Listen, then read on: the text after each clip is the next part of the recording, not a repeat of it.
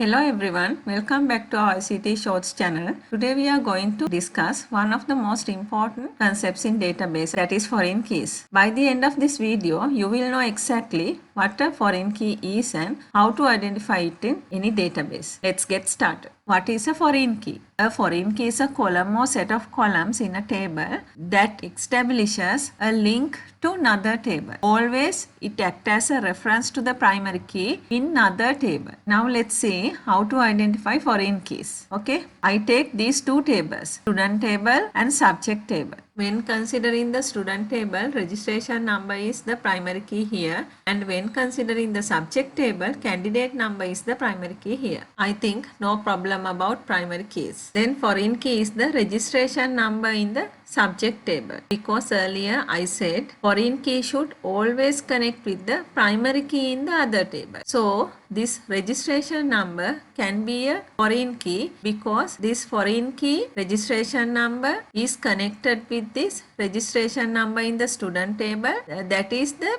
primary key in that table, so that this registration number can be a foreign key. Understand? You replay this video again and again and put it into your mind. Then I will explain you why are foreign keys so important. Foreign keys help ensure data integrity and consistency. Foreign keys prevent orphan records. Orphan record means unmatching entries in a related table. Okay. Foreign keys maintain proper relationship between tables. Because foreign keys maintain proper relationship between tables, foreign keys are so important. Okay.